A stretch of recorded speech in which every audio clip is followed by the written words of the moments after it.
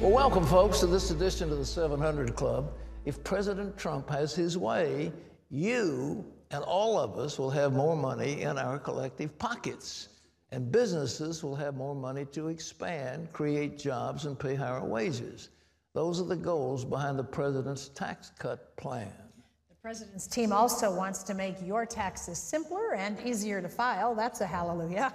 CBN News White House correspondent Jennifer Wishon brings us the story from Washington. 80 years ago, Americans only had to deal with a one-page tax form with 24 lines and only a few instructions. Today, the form has 79 lines and more than 200 pages of instructions. President Trump's plan promises to greatly simplify the tax code and much more.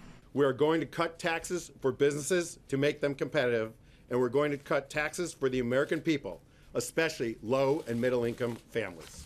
The plan reduces 7 personal tax brackets to 3 of 10, 25, and 35%, lowers the business tax rate to 15%, erases all personal tax deductions except for charitable giving and mortgage interest, gets rid of the alternative minimum tax, and once and for all, eliminates the estate tax. We're going to double the standard deduction so that a married couple won't pay any taxes on the first $24,000 of income they earn. But some Republicans who ran on reducing the national debt and deficit fear the president's plan further complicates the situation. Senior administration officials say those fears won't be realized. This will pay for itself with growth and with reduction of different deductions and closing loopholes. The gritty details are still being worked out, but through tax cuts and reform, cutting federal regulations, and repealing and replacing Obamacare, the president believes the nation can return to the historic average of 3% annual growth, something President Obama was never able to achieve. Republicans are making another promise as well. And we will have an IRS that exists only to serve the taxpayer. In a sign of unity, House and Senate leaders and their Money Committee chairman issued a joint statement writing, "With an eye toward fairness and simplicity, we're confident we can rebuild our tax code in a way that will grow our economy, better promote savings and investment, provide our job creators with a competitive advantage, and bring prosperity to all Americans." But Democrats are attacking the plan.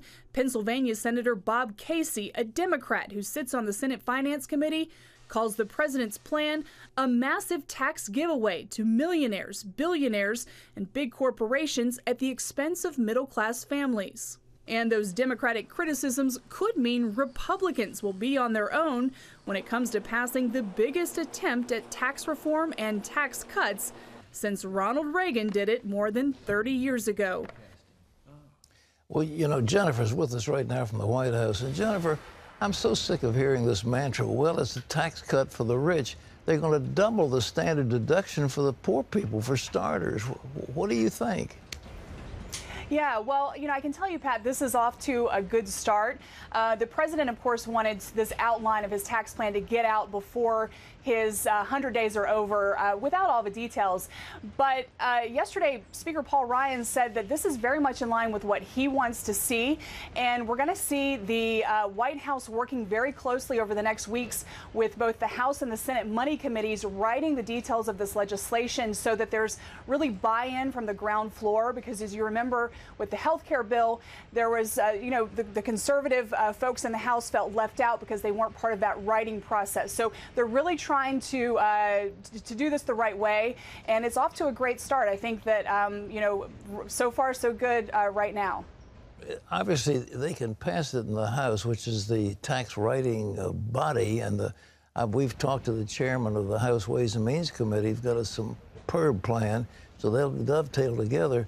What about the Senate? Have they got that new rule in where the bill can go through with a simple majority?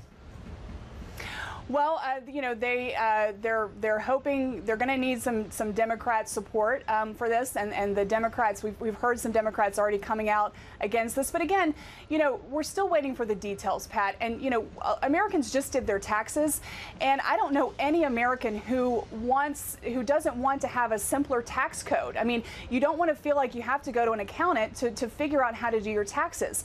There are 199 tax forms associated with the 1040, and so. You know, and according to the White House, Americans spend 7 billion hours a year, 7 billion hours a year, Pat, just trying to figure out their taxes. So I think, you know, this is certainly a heavy lift. I mean, that's why Congress and presidents haven't attempted this since the Gipper did back in the 80s. But I think it's something that you know, the time, it's kind of the ripe time to do this. You know, the amazing thing is they're cutting all the deductions. I mean, they're not keeping anybody's special interest except mortgage deduction and charitable contributions. Is there anything else? I mean, that's a plus. They're going to do away with the death tax. This is amazing. That's amazing. And you know what? That's another symptom, or not symptom, but result of having a president who's coming from the outside. He's a business guy, and he's coming in. He's not beholden to all the special interests who may have helped other politicians along their way to reach the White House. He doesn't have any of that. And the White House has made that clear that they, you know, what they're doing is they're taking this president's campaign promises and they're turning them into policy. And we've seen that over and over again, and the tax plan is another example of that. Jennifer, last question. You know, the health care bill looked like it was dead. Now the Freedom Caucus is saying we're on board, and there was some discussion, minutiae, said we might get the thing done before the end of the week. What do you think? Yeah, well, that depends on who you ask. On the Hill, there are some lawmakers who are very confident that this is going to happen tomorrow. Others are saying, you know, it may be next week.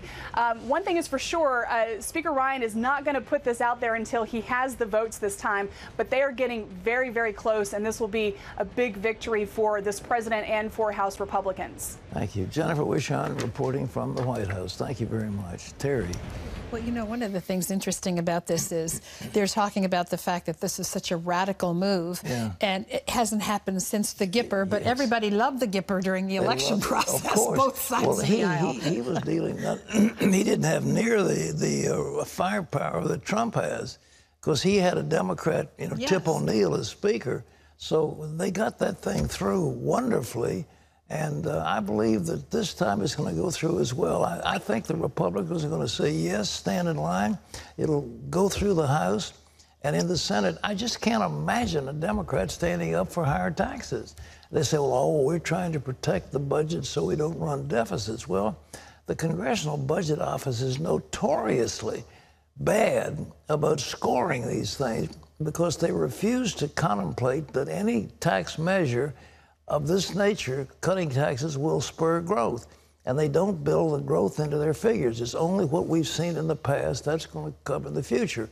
And what Trump is saying, we're going to change the future, and it's going to make it better. So.